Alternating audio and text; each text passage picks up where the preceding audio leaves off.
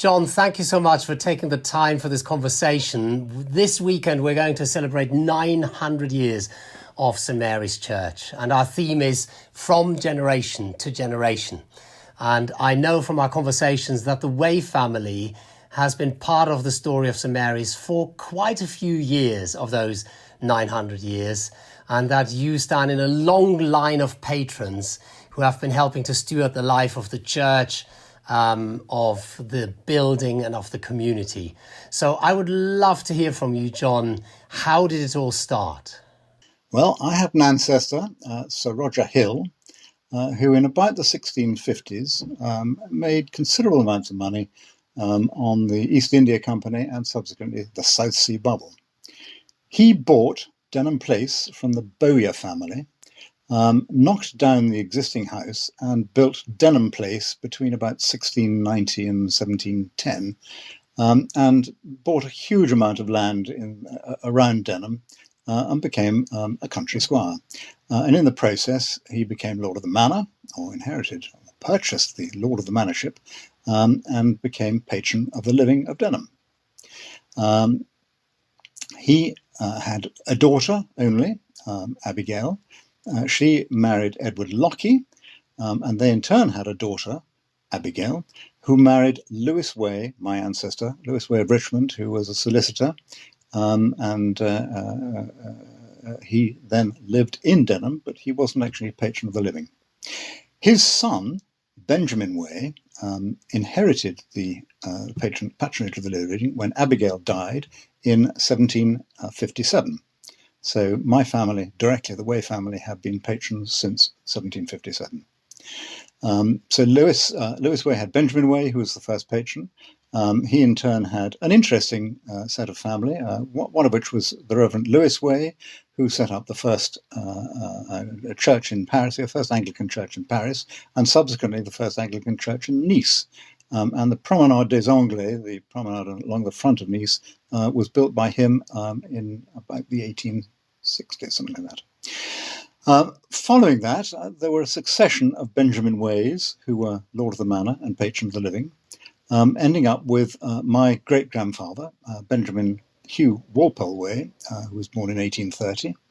And he had 5 children, of which the youngest was Roger Hill Way, who was my grandfather, and who sold Denham Place in 1920, very sadly, after the First World War, when death duties came in.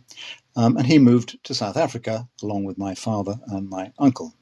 They returned in 1936, and my father duly married in 1946, just after the war.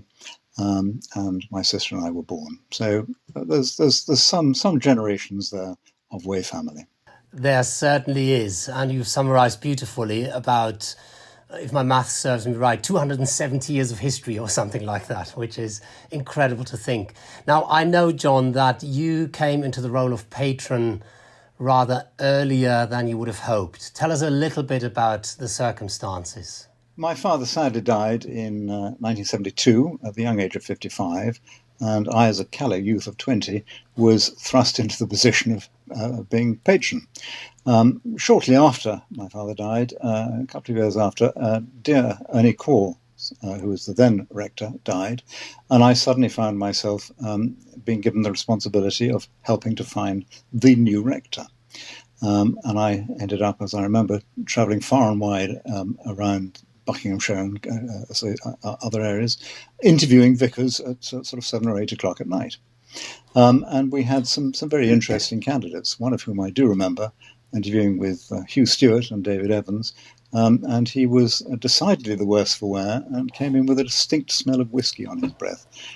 Somehow we didn't get him.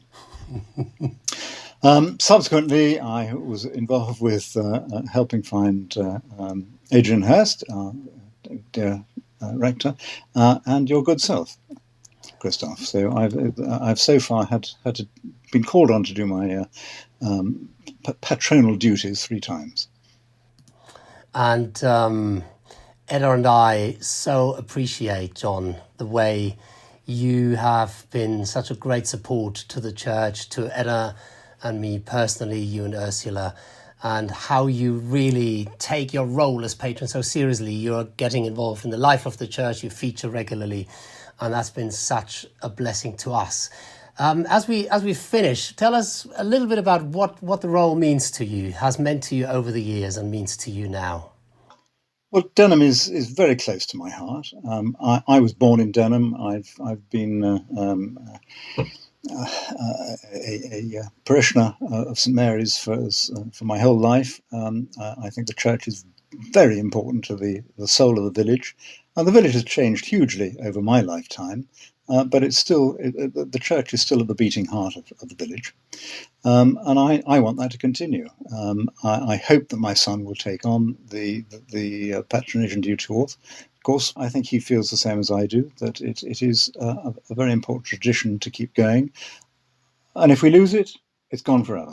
John, thank you so much for a fascinating insight into a big part of the history of St Mary's. Thank you, Christoph.